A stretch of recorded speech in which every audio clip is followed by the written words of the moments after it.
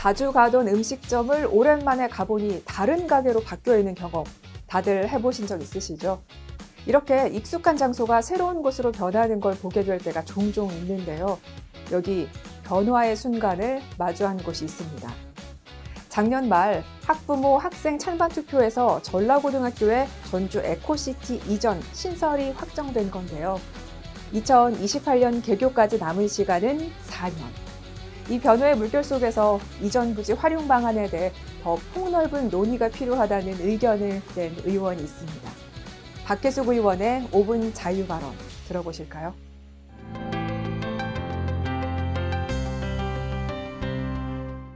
오늘 본 의원은 학교 이전 적지 활용에 있어서 미래를 내다보는 장기적 도시 계획을 바탕으로 지역 필요시설을 확충해 나갈 수 있도록 교육청과의 적극적인 협치를 통한 활용 방안을 모색하고자 이 자리에 섰습니다. 전라고등학교 학부모 학생 찬반 투표 결과 78.2%가 찬성하여 에코시티 이전이 사실상 확정되었습니다. 이에 따라 교육청에서는 28년 3월 개교를 목표로 행정 절차를 본격적으로 추진해 나가겠다고 밝혔습니다. 그간 공립학교의 이전 적지는 대부분 교육청 관할의 교육시설로 활용되는 경우가 많았습니다.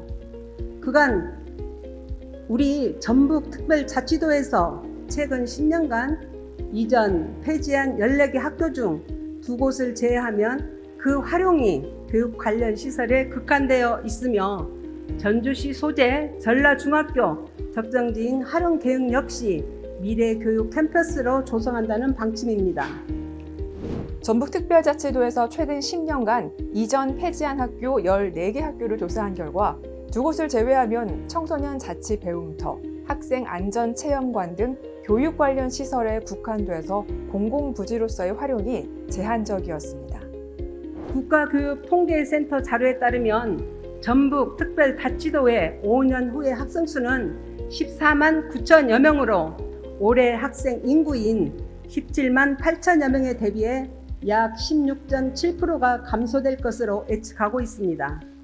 교육특화시설 구축도 환영할 일임에는 이견이 없지만 이제는 지역의 여건과 특성을 반영하고 미래 변화에 대응할 수 있도록 학교 이전 적지 활용에 있어 새로운 전환점을 마련해야 할 시기라는 것이 분명합니다. 물론 교육과 일반 행정이 분리되어 있는 우리 지방자치제도의 구조적 한계를 무시할 수는 없습니다. 전라고 이전 적지 활용에 대해 전적으로 결정할 권한을 전주시가 가지고 있지 않다는 것도 잘 알고 있습니다. 그럼에도 불구하고 행정에서 학교 이전 적지 활용을 모색해야 하는 이유는 지역 주민들의 요구, 학생들의 기대를 반영하고 우리 사회와 지역에 대한 변화의 흐름을 읽어 공익을 극대화하는 방향으로 나아가야 하기 때문입니다. 전라고 이전 적지의 경우 송천동 구도심에 위치해 있는데요. 기존의 시설로는 채울 수 없던 공공복지를 새롭게 담당하고 지역의 부족한 기능을 보완할 수 있는 최적의 장소로 볼 수 있습니다. 송천동은 전주시에서 가장 인구가 과밀한 지역이지만 제대로 된 도시 계획이 부재한 상태에서 주거 공간이 우후죽순 생기게 나다 보니 주민을 위한 공공시설이 전무한 상태로 볼 수 있습니다. 복합문화센터나 체육센터, 공공실내 놀이터 등과 같은 다양한 세대를 위한 공공시설과 지하주차장 조성 등 지역 주민들의 삶을 개선시킬 수 있는 확충이 그 방안이 될 수 있을 것입니다. 박혜숙 의원은 공공기관의 이전 적지에 대한 활용 방안이 장기적인 관점에서 이루어져야 한다고 발언했는데요. 협의체나 TF팀 구성을 통한 교육청과의 합동 활용 방안 용역 실시 등을 해법으로 제시했습니다. 그간 전주대대 이전 및 기무부대 매입 등 부지 활용 문제에 대해서 적절한 대응을 하지 못했던 전주시의 난제가 된 사례를 꼭 기억해야 할 것입니다. 기회는 준비된 자에게 온다는 말이 있습니다.